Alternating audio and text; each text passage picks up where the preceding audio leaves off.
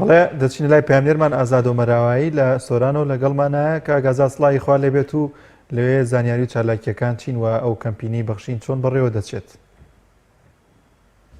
سڵاو لە تۆ لە بینەرانی بەڕێزیش بێتن دیارە دوای ئەو ڕووداوی کەوا لە پارێزگای هەولێر ڕووی داوە لە پاو زەرەر و زیانی بە ژمارێکی زۆر لە هاوڵاتیانی شارەکە گەیان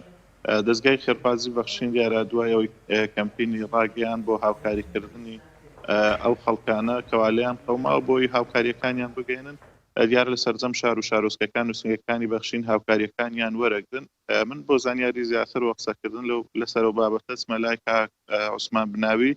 بەرپرسی دەستگای بەخشین لە سنووری مەڵبەندی سۆرانی کۆمەڵی دادگەری کا عوسمان ئەگەر بیتە ئێرە سڵاوت لێ بێتن کەمپینەکە چۆن بەڕێوەچێت. بەناوی خوای گەورە میهرەبان ئێمە وەکو دەستگای بەخشین لە سنووری مەڵبەندی سۆران ئێمە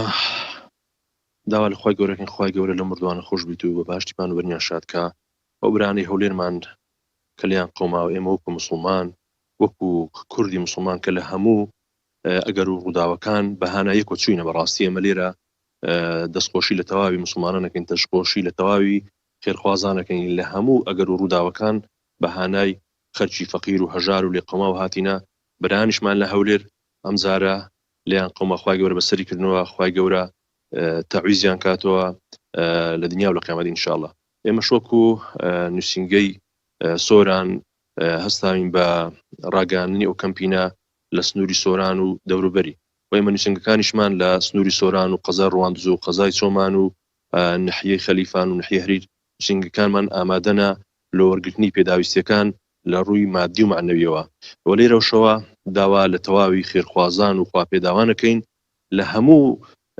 ڕووداوەکان لە هەموو ئەگەرەکان لە هەموو لێ قەوماوەکان کە بەسەرمان هاتینە خێرخوازان هاوکارمان بووینە و لێرەشەوە لەم کەناڵە بەڕێزەوە داوا لە تەواوی خێرخوازانەکەین هاوکارمان من لۆی بتوانین ئێمە شاوکاری ئەو برا بەڕێزانەمان بین کە لیان قەماوە ئەوڕۆ لۆی بتوانین کە خەم و خەفەتەکانیان تۆزەکم بکەینەوە. داوایستان لە خەڵکی خواپێدا و هەیەکەوە هاوکاریەکانیان بگەێنن بە دەستگای بەخشین. والله زەمە لێرە واکە ئەو کەمپینەمان ڕاگەیانێت لە تەواوی شار و شارچکەکان لە هەرێمی کوردستان وەل داوا لە خێرخوازانەکەین هاوکارمان من وەکو لایەنی مادی و لایەنی پێداویستەکانی دیکە چکە ئەو برایانەمان لە هەولێر کە لەیان قەوماوە هیچیان نەماوە هیچ پێداویستێکی ژیانیان نەماوە دەمە لێرە هەر ئەو خێرخوازانە هەر هاوکاریەکمان بکەن بەدەستەشی ئەمینەوە ئەیانگەینینێ و لەوانە بن ئینشاءالله. مرۆڤی مسلمان کە لەی ئەقەومێتن ڕەنگە مرۆڤ دەرفەتەوەی نەبێتن بە بەردەوامی هاوکاری خەڵکێکی مستەحق بکاتن ئێستا کە خەڵکی هەولێر لیان قەوماوە لەم کات بساتەدا ڕەنگە لە داهاتوودا مرۆڤ دەرفەتێکی وای بۆ نەگونجێتم هاوکاری کەسێشتر بکات ئامۆژگاری چییە بۆ خەڵکی پاپێدا و لەم کات بساتەدا؟ وڵا کاگازت ئێمە چەندان ئاەت و حەدیثمان هەیە لەو بارەیەوە پەندی کوردەواریشمان هەیە ئەرێ ماری سپی لە ڕۆژی ڕەشە ئێستا ئەلحەمدولیلا خەڵکێکی خواپێدامان هەیە خەڵکێکی دەوڵەمەند و خێرخوازمان هەیە ئەو مارە ئەو خواپێداوە زەرورە ئەمڕۆ لەو کات و ساتە بێتە سەرخەت و هاوکارمان بیت و هاوکاری ئۆبرا لێ قەماوانە بکەین بەڕاستی سکو ئینسان شەرت نییە بە زۆری بەشدارکاتن ئەگەر بە خەر کاتی بە 10,000 بەشدار کردی خەرخێر کۆرە هەزاتیا بە 5,000 بەشدار کردی شەرنی ئیلا کابرێ بە مەبلەغێکی زۆر بەشداری ئەم پرۆژەی بکەن خود بەشداری ئەم کەمپینەی بکاتن ئینسان بەپێی تاقۆ توانای خۆی توانی هاوکار بیتن لۆی بتوانین ئەو برانەمان ڕزگار بکەین لەو خەم و خەفەتە ئینشاءالله. لە سنووری بڵێن دەستگای بەخشین لە سنووری سۆران چەند نووسینگەتان هەیەەوە هاوڵاتیان هاوکاریەکان بگەێنن بەکوێ؟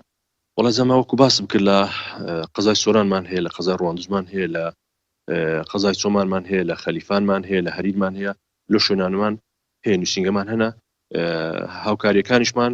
لە تەواوی شار و شارچکەکان وەرەگرین کە نووسینگەشی لێنێمە لێرەوە داوا لە تەواوی خێرخوازانەکەین لە تەواوی زەماوەری سنوورەکەمانەکەین کە هاوکارمان لۆی بتوانین هاوکاری ئەو برا بەڕێزانەمان بین لە شاری هەولێر ئینشاءالله. دەستگای بەخشین سەرەتا ڕایگەیان تەنها پارە وەرەگرن بەڵام لە ئێستادا کەلوپەلی تریش وەردەگرن؟ بەڵێ ئێستا ئەو کەلوپەلانش وەرەگرین چکو ئەو برانەمان کە لیان قەوماوە تەواوی وەکو باسمان کرد تەواوی یعنی ژیانیان تێکچوە تەواوی ماڵ و حاڵیان تێکچووە ئەمە پێویستیان بەوێ کە هاوکاریان بی لە هەموو بابەتەکان و نەکە لایانی مادی هەموو لایەنەکانیان پێویستن چکو تەماشاکەین لە شاشەی میدیاکان تەماشای ئەو ماڵ و حاڵانیانەکەین کە هیچیان نەماوە کوردەواری خۆمان گوتی بەس تەنها بخوان هەیە بە هەتا پێڵاوەکەشی نەماوە هەر بە پێخواسی هاتە دەری هیچی نەماوە فەقیرەی ئەمە لێرەوە تاوا لە مسلمانە نەکەین هاوکارمان لۆی هاوکاری ئەو بڕابڕ زەمان بین بەڕاستی ئەمڕۆ ڕۆژی پیاوی مەردە ئەمڕۆ ڕۆژی پیاوی دەست کراوەیە کە بێتە سەرخەت و بێتە مەیدان لۆی هاوکاری ئەو برابە ڕزانشمان بکە بەڕاستی ئەمە دووبارە و سێبارە باسی دەڤەرەکەمانەکەین سنووری مەڵبەندەکەمانەکەین لە هەموو پێشاتەکان هاوکارمان بووینە دەستبارمان بووینە تەنانەت مسلم ئەو برا کوردانەمە